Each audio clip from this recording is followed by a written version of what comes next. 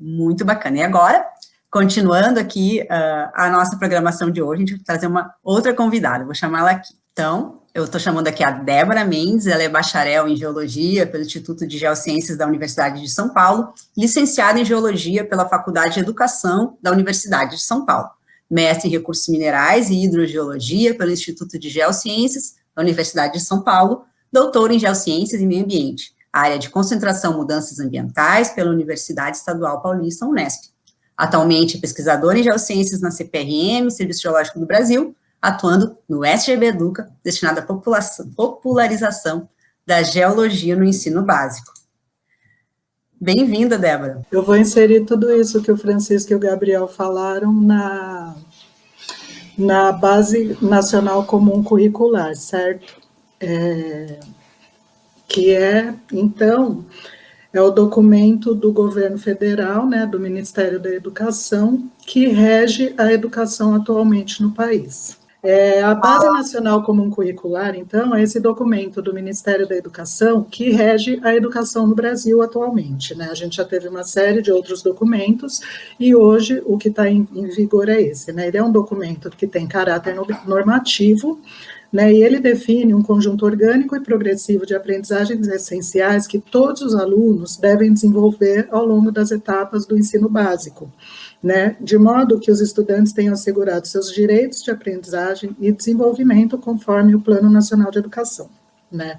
Então, esse documento, ele é a referência nacional para a formulação do currículo dos sistemas e das redes escolares como um todo, sejam elas particulares ou públicas, né? E ele tem a premissa de superar a fragmentação das políticas educacionais e trazer equidade para a educação básica, de modo que, né, os alunos, tanto do ensino particular quanto público, tenham os mesmos acessos e os mesmos aprendizados, né? E ele tem esse foco no desenvolvimento de competências que vão orientar a construção dos currículos escolares, né? Então, essa parte desse conteúdo, então, é escolhido pela comunidade escolar de acordo com o contexto, né, com a região onde está localizada a escola.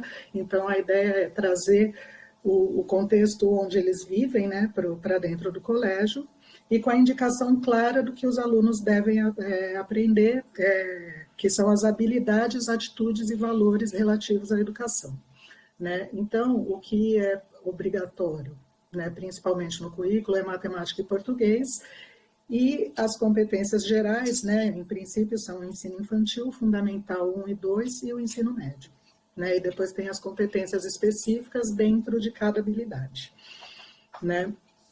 E a premissa básica é que haja articulação entre esses eixos disciplinares, que é a interdisciplinaridade. Então, as geociências, elas estão pulverizadas ao longo do currículo, porque a gente nunca teve uma disciplina específica de geociências, né? Então, ela está dentro ou de ciências, principalmente de ciências da natureza e suas tecnologias, ou ela está dentro de ciências humanas e sociais aplicadas, né? Eventualmente aparece algum tema ali, mas está mais nas ciências da natureza e suas tecnologias, né? Então, o que acontece? Com essa premissa básica de trazer parte do currículo, o contexto que as pessoas vivem, acaba aparecendo uma preocupação grande das defasagens em relação aos princípios científicos no ensino, né? No ensino básico. Porque para a gente ter uma boa base para o entendimento das ciências da Terra, a gente precisa entender muito bem fenômenos físicos, químicos e biológicos, né, que são fundamentais para a educação ambiental e mais amplamente nessa educação geocientífica. Então, a gente precisa, né, que esses conceitos, eles comecem a ser desenvolvidos desde o primeiro ano. E isso é uma coisa muito legal que o BNCC traz, né, que são esses conceitos já.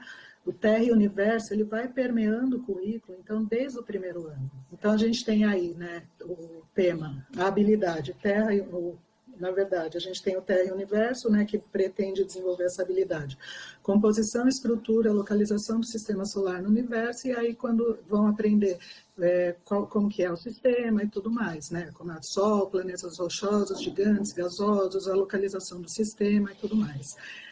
E isso vai ser dado de novo no 9º ano, né? É uma lacuna grande no aprendizado, né? Eu acho, assim, porque começa, você vem no 1º ano, o aluninho lá pequenininho, de 6 anos, aprende isso, depois ele só vai ver isso de novo no 9º ano.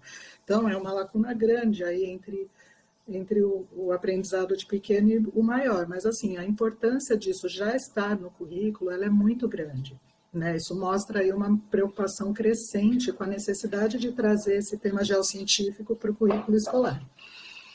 Então, a gente trouxe aqui também alguns outros exemplos, né? Porque o que acontece? Às vezes, o que se refere aos temas geocientíficos é um pouco vago, eu diria, né? Porque o que acontece? A gente tem uma dificuldade grande, né, de se inserir no currículo escolar, porque falta um pouco dessa especificidade do BNCC, mas também a gente tem carência de geólogos licenciados, né, dispostos a dar aula no ensino básico. Isso já vem mudando bastante, né, já existem cursos, né, aqui na Universidade de São Paulo tem o curso de licenciatura, né, em geociências e educação ambiental, existem também pós-graduação nessas áreas, né, mas assim, geólogos atuando diretamente na licenciatura, trabalhando com isso, ainda são poucos. Né, então a gente acaba pecando um pouco nessa parte de inserir os conteúdos geocientíficos no ensino básico, né. Aí a gente acontece isso, né? A gente comparar efeito da radiação em diferentes tipos de superfície. É um trabalho bem interessante que dá para a gente trazer aí materiais geológicos, né? Para mostrar esse tipo de coisa. Outra coisa que eu achei interessante, no 5º ano, quando você traz mapas e imagens de satélite, isso está inserido nas ciências humanas, né? Mas para a geologia, imagens de satélite são fundamentais para a gente identificar tipos de rochas. A gente pode trabalhar com radiação eletromagnética dentro de física e através da radiação eletromagnética a gente identifica assinaturas espectrais dos diferentes tipos de rocha e são formas que a gente tem, então, de uso dessas imagens de satélite. Então, a gente consegue inserir mais temas de geociências, né, nessa parte de geografia no pensamento espacial, que não seria só para uso e ocupação do solo, né. Sempre a geologia ela teve mais presente na antiga 5ª série, que é a atual 6º ano, né. A geologia ela sempre teve muito presente nesse ano do ensino básico, que era quando a gente aprendia a estrutura interna da Terra, as estruturas, né, da atmosfera, aprendia a identificar tipos de rochas e tal. Então, no 6º ano, a gente sempre teve essa inserção das geociências. Só que, assim, dividiram um pouco. Então, por exemplo, a parte de tectônica de placas foi para o 7º ano.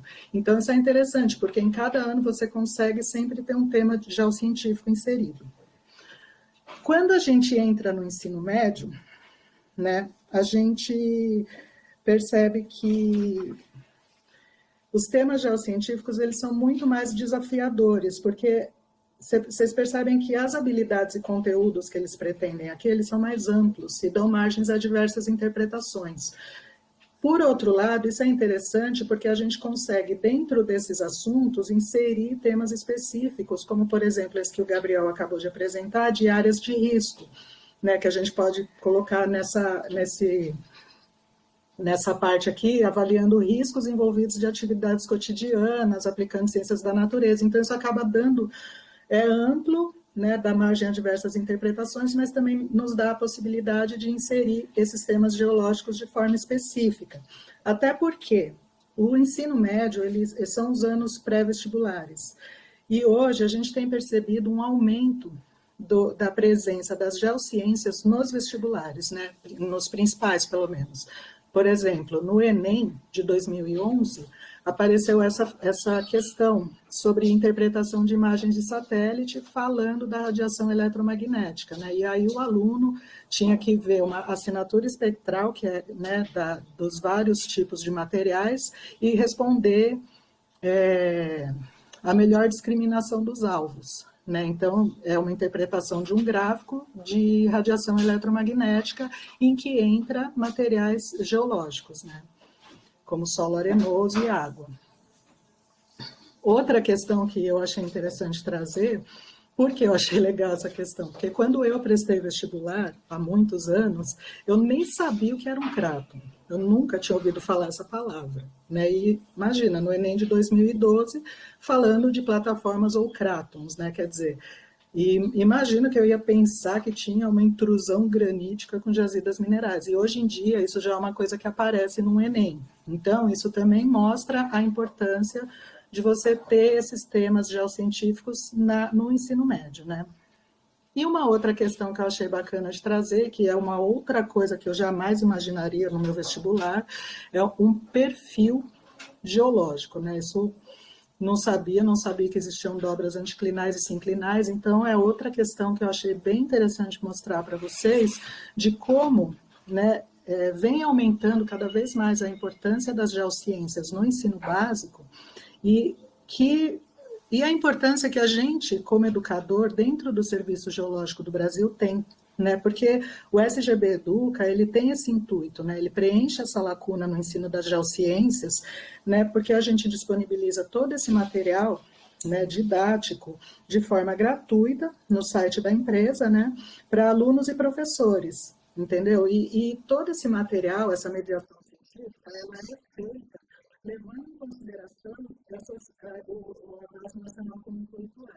Então, a gente vai deixar no site, isso está bem claro, em que ano deverá ser usado esse material, para que idade. Os materiais já têm sido feitos pensando nesse público, né, e trazendo esse conhecimento para que esse público possa usar da melhor maneira possível, não só no ambiente onde vive, como para o seu aprendizado.